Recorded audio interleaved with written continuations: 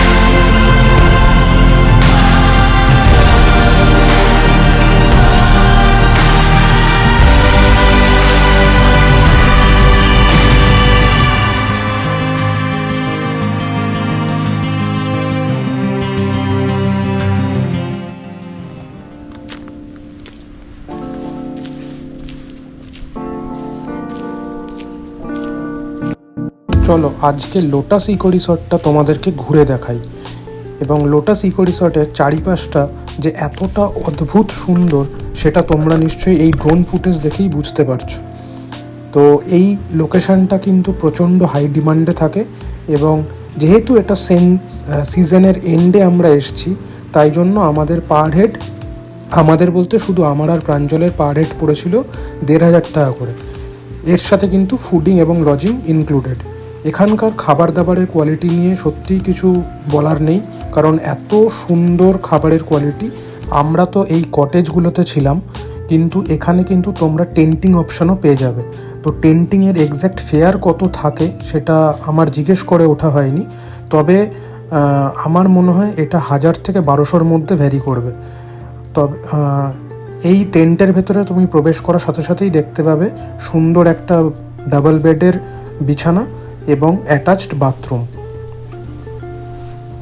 তো এই হলো টোটাল লোটাস ইকো রিসর্টের এরিয়াল ভিউ, এবং তোমাদেরকে যতটা সম্ভব ঘুরে দেখানোর চেষ্টা করলাম। যদি তোমাদের এটা ভালো লাগে তাহলে অবশ্যই রেকমেন্ডেড থাকলো, তোমরা কিন্তু এই নুব্রা ভ্যালি ভ্রমণের সময় এখানে এসে স্টেটা নিতেই পারো। আর ডেসক্রিপশানে আমি এই লোকেশানের নাম এবং ফোন নাম্বার দুটোই প্রোভাইড করে দেবো।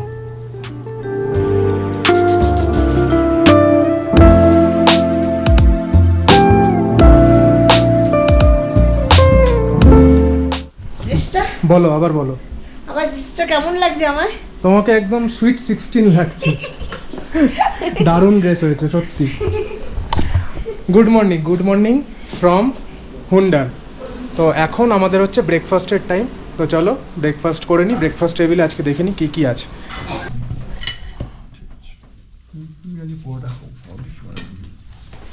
আর পোহা খাবো।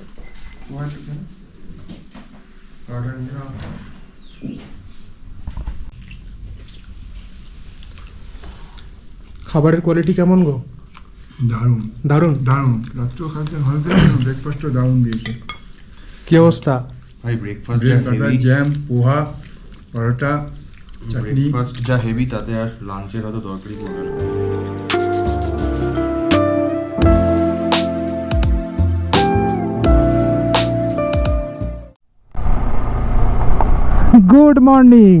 Good morning from Hunder. তোমরা তো দেখলেই আমরা ব্রেকফাস্ট করে নিয়েছি। এখন মোটো ব্লগিং সেটআপে আজকের জন্য প্রথমবার, তাই জন্য আবার তোমাদেরকে আমি গুড মর্নিংটা বললাম। যাই হোক, এই লোকেশনটার মানে আমরা যে প্রপার্টিটাতে আছি সেই প্রপার্টিটার ড্রোন ভিউ তোমাদের কেমন লাগলো অবশ্যই জানিও। আর যে ধরনের সিনেম্যাটিক্স চেষ্টা করলাম সেটাও কেমন লাগলো অবশ্যই জানিও। তুর্তুক হচ্ছে ভারতবর্ষের একদম মানে উত্তরের দিকে সব থেকে লাস্টের ভিলেজ হচ্ছে তুর্তুক। চলো এর ব্যাপারে আরও ডিটেলস তোমাদেরকে বলবো, আপাতত একটু বেরোই, রাস্তাটা আর একটু বেটার পাই। এই যে দূরে গাছগুলোর পেছনে ওটা কিন্তু সেই শিয়ক নদী বয়ে যাচ্ছে। এই শিয়ক নদী কিন্তু আর একটা নামেও পরিচিত, দ্য রিভার অফ ডেথ, মৃত্যুর নদী। তার একটাই কারণ যে এই শিয়ক নদীতে নাকি এতটাই জলের স্রোত এবং টান রয়েছে যে কোনো মানুষকে সে নাকি মৃত্যুর মুখে ঠেলে দিতে পারে। তাই জন্য কিন্তু এখানকার লোকাল মানুষজন দ্য রিভার অফ ডেথও একে বলে থাকে। এই শিয়ক নদী কিন্তু এখান থেকে সোজা ওই যে তোমাদের নুব্রা নদীর সাথে শিয়ক নদী মিশেছিল, সঙ্গম দেখিয়েছিলাম, সেইখান থেকে কিন্তু সোজা এইটা শিয়ক নদী হয়ে তুর্তুককে ক্রস করে চলে যাবে পাকিস্তানের ভেতরে। আচ্ছা, তুর্তুকের ব্যাপারে যে ডিটেলটা বলছিলাম, বালতিস্তান বলে যে রিজিয়নটা আছে, তোমরা জানো ইতিহাস ভূগোলে আমরা অনেকেই ছোটোবেলায় পড়েছি, সবাই পড়েছি। বালতিস্তান রিজিয়নের মধ্যে কিন্তু এই তুর্তুক জায়গাটা পড়ে। এবার ব্যাপারটা হচ্ছে, যখন ভারতবর্ষের সঙ্গে পাকিস্তানের যুদ্ধ হয় 1948 সালে, তখন কিন্তু সেই যুদ্ধে তুর্তুককে ইন্ডিয়া কন্ট্রোল করে নেয়।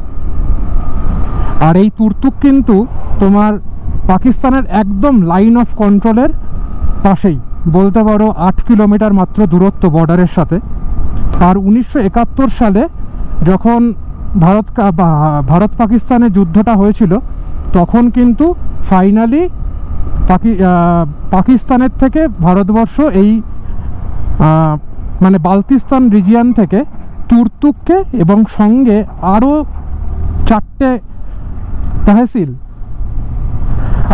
তহসিলকে কিন্তু এরা ক্যাপচার করে নেয়।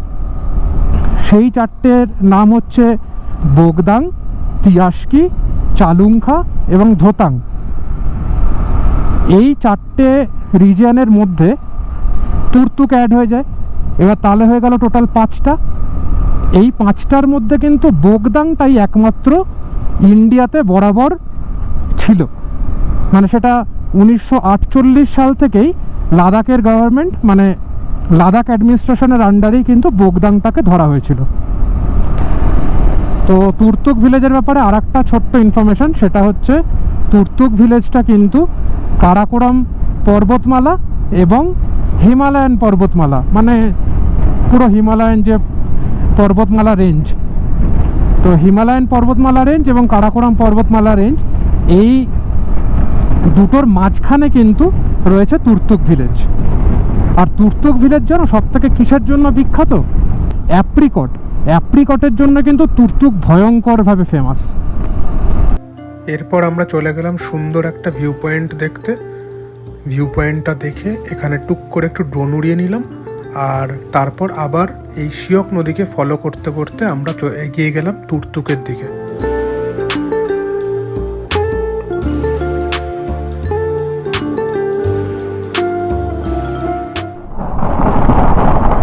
কি ভয়ঙ্কর জলের স্রোত!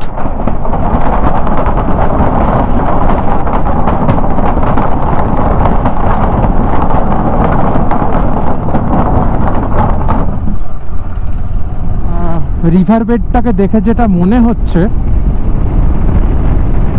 যে এই শিয়ক নদী কিন্তু নিজের গতিপথকে অনেকবার পরিবর্তন করেছে, যার কারণে রাস্তা দেখে যা মনে হয় যে এই চত্বরে কিন্তু আগে শিয়ক নদীর জল বইতো, পরে কিন্তু শিয়ক নদী এত খরস্রোতা, পরে কোনো একটা জায়গায় হয়তো বাধা পেয়ে নিজের গতিপথকে চেঞ্জ করে এখন যেখান দিয়ে বইছে সেখান দিয়ে বয়ে যাচ্ছে। আমরা এসে পৌঁছলাম শিয়ক war Memorial.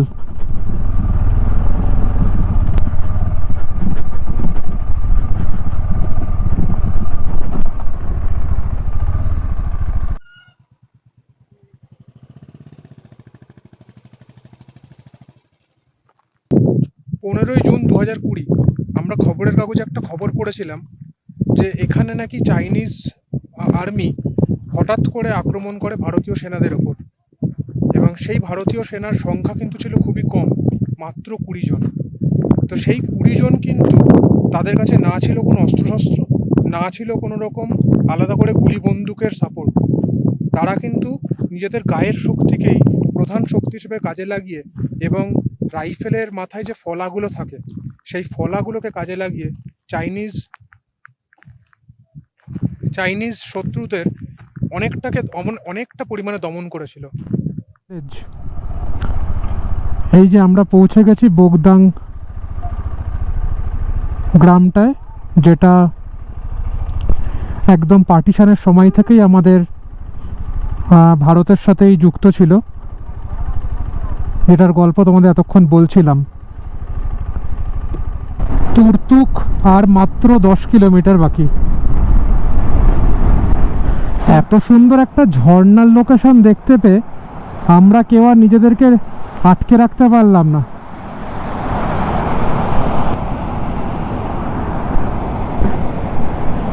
This is the colour. ও হো,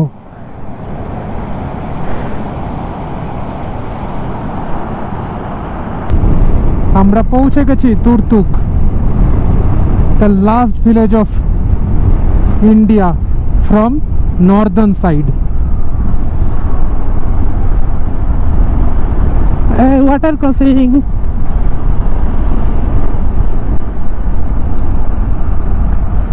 ওই ভাই,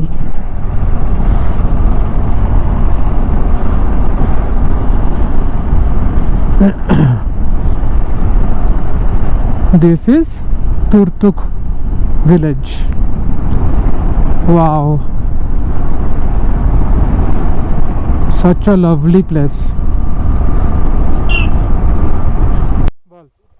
দেন তিয়াকসি, দেন থাং। থাং হচ্ছে technically the last village of India.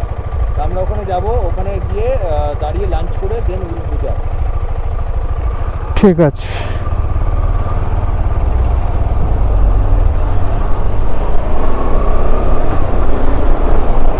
তার মানে কি বুঝলে, আমরা কিন্তু রুটটাকে আরেকটু লম্বা করে দিলাম।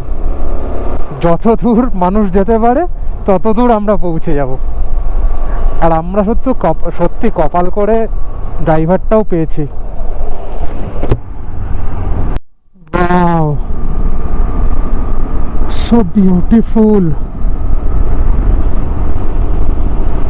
কি সুন্দর জায়গাটা।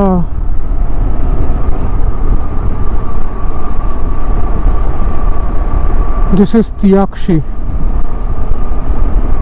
এরপরে আসবে থাং।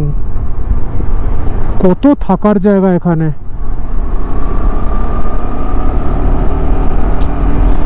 The remotest parts of India. Oh, such a beautiful place.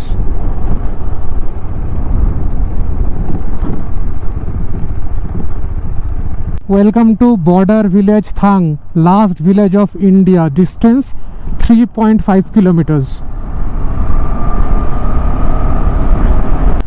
Indo-Pak border viewpoint and you are under enemy observation 200 meters ahead. মানে আমাকে পাকিস্তানি সৈন্যরা দেখতে পাচ্ছে চেকপোস্ট থেকে মাত্র 200 metre. Welcome to Indo Pak border view point, last village of India. আমরা থাং পৌঁছানোর পরেই যখন এই ইন্দো পাকিস্তান বর্ডার ঘোরা শুরু করলাম, তার কিছুক্ষণ পরে জানি না কেন আমার শরীরটা একটু খারাপ লাগে। এবার তার সাথে সাথে এখানে গোপ্রোতেও একটু আমার ইস্যু এসেছিলো যে আওয়াজ কোনো কারণে রেকর্ড হচ্ছিল না। তো নিজের মধ্যেই একটা অস্বস্তি তৈরি হয়। এবং আমরা এরপরে জার্নিটা আবার কন্টিনিউ করি, কিন্তু রেকর্ডিংটা আমি পুরোপুরি করতে পারিনি। এই বালতিস্তান রিজিয়নের সবথেকে প্রধান যে উল্লেখযোগ্য বিষয়টা সেটা হচ্ছে যে এখানকার যে লোকাল মানুষজন, তাদের পরিবারের একটা অংশ থাকে কিন্তু ওই পাকিস্তানের বর্ডার পার করে, আর কিছু অংশ মানুষ থাকে হচ্ছে ইন্ডিয়ার বর্ডারে। এবার যখন সেপারেশন হয়েছিল সেই সময়তেই কিন্তু তারা নিজেরা ডিসাইড করে নিয়েছিল যে কারা ইন্ডিয়ায় থাকবে, কারা পাকিস্তানে থাকবে। তো দূরে যে সবুজ রঙের ভ্যালিটা দেখা যাচ্ছে একদম পাহাড়ের শেষ প্রান্তে, সেই সবুজ ভ্যালিটাই কিন্তু পাকিস্তানের বর্ডারের অংশ। আর এদের যদি কোনো এমার্জেন্সি পারপাস বর্ডার ক্রস করতে হয়, তাহলে যতদূর এদের কাছে শুনেছিলাম তাদেরকে কিন্তু পাকিস্তান যেতে হলে পাঞ্জাবের বর্ডার ক্রস করেই যেতে হয়, যেটাকে ওয়াগা বর্ডার বলে। তারপর আমরা শুরু করলাম আমাদের নুব্রা ভ্যালির যে স্যান্ড ডিউন্স, সেই স্যান্ড ডিউন্স দেখতে যাওয়ার জার্নি। এবং এখানে মাঝ রাস্তায় আমি আর প্রাঞ্জল একটু এক্সচেঞ্জ করে নিই। ও আমার বাইকটা চালালো আর আমি একটু গাড়িতে বসে রেস্ট নিচ্ছিলাম। তো তার কিছু ফুটেজ তোমাদের জন্য তুলে ধরছি, সেটা তোমরা একটু এনজয় করো। আর এরপর পৌঁছে যাব হচ্ছে স্যান্ড ডিউন্সে।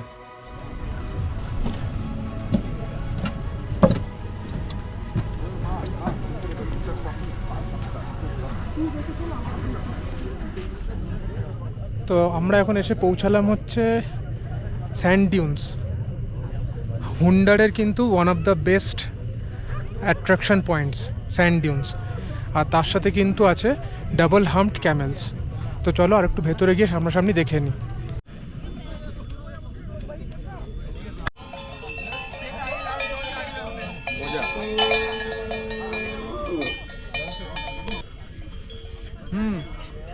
কাকিমাকে ডাকো। ডাবল হাম ক্যামেল।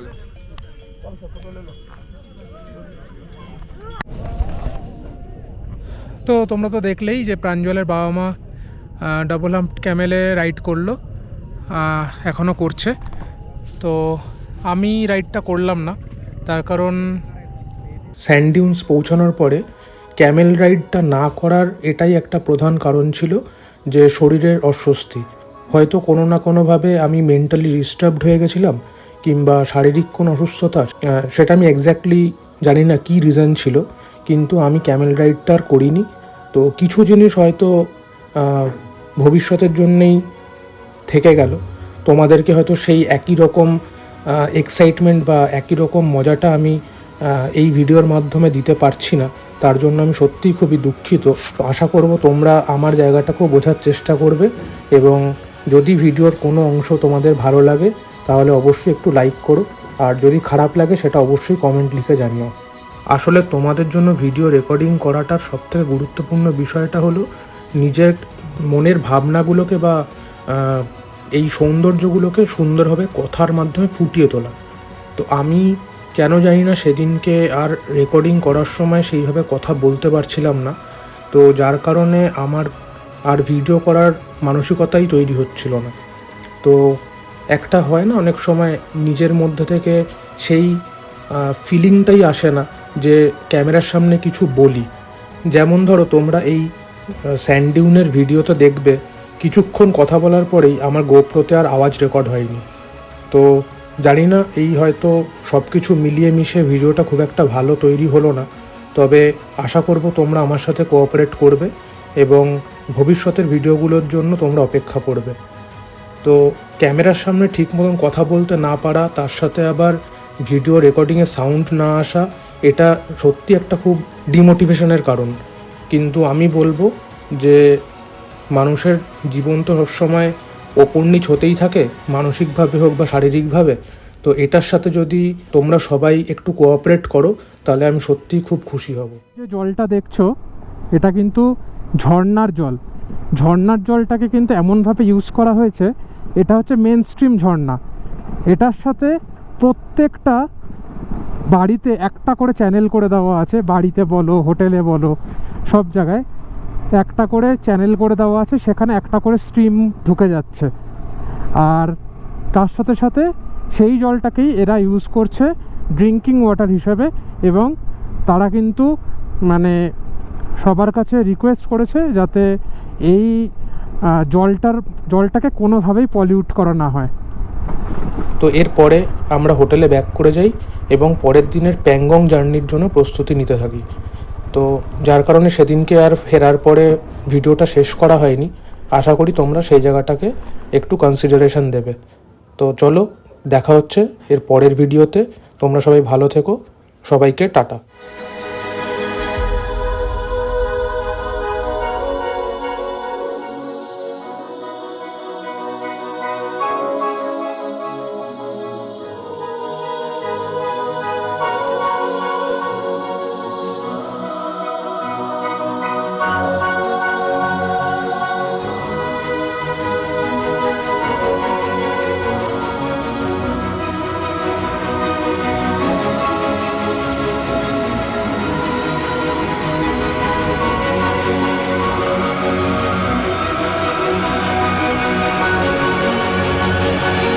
শিয়ক নদী যে কতটা পরিমাণ ভয়ঙ্কর খরস্রোতা সেটা তোমাদেরকেই দেখানোর জন্য আমি এই ড্রোন ফুটেজটা তুলেছিলাম। কিন্তু এই সময়, এক্স্যাক্টলি এই সময় থেকে আমি নিজের ড্রোনকে আর লোকেট করতে পারছিলাম না। তার উপরে ব্যাটারি দেখাচ্ছিল লো। এবার তোমরা সামনে যে বড় ঝোপের অংশটা দেখতে পাচ্ছ, এর পেছনেই ছিল আমাদের গাড়ি। কিন্তু এত বেশি রোদ ঝলমলে আকাশ ছিল যার কারণে ড্রোনের ক্যামেরা থেকে আর আমি নিজেদের গাড়িকে খুঁজে পাচ্ছিলাম না। তো যার কারণে আমি এই বাইকারটাকে লাস্ট পর্যন্ত ফলো করি এবং ভাবলাম যে ঠিক আছে, তাহলে সামনেই বেশ কিছুটা দূরে ড্রোনটাকে ল্যান্ড করাবো। কিন্তু কপাল খারাপ থাকলে যা হয়, হোম লোকেশন অ্যাক্টিভ করে হোম ল্যান্ডিং অ্যাক্টিভেট করলাম, আর তার কিছুক্ষণ বাদে রিয়েলাইজ করলাম যে নদীতেই এটা হোম লোকেশন অ্যাক্টিভেট হয়ে ড্রোনটা নিচে নিচে একা নামতে থাকছে। তো যার কারণে নিরুপায় হয়ে তখন আবার ম্যানুয়াল ল্যান্ডিং করলাম। ম্যানুয়াল ল্যান্ডিং করতে গিয়ে দেখছি রাস্তার উপরে চলে এলো তার। সেই তারকে অ্যাভয়েড করে নিচ দিয়ে কীভাবে নামাবো না বুঝতে পেরে কোনো রকম একটা রিস্ক নিয়ে নামিয়েই ফেললাম। আলটিমেটলি প্রায় মিনিট 10-15 দৌড়ে যাওয়ার পরে উদ্ধার করলাম ড্রোনটা সুস্থ সবলভাবে। এটা ভগবানের অশেষ কৃপা ছাড়া সত্যি জানি না কীভাবে এটা সম্ভব হলো। ড্রোনটা সম্পূর্ণ ঠিকঠাক অবস্থায় ফেরত পেয়েছি, এটাই বড় মঙ্গলের।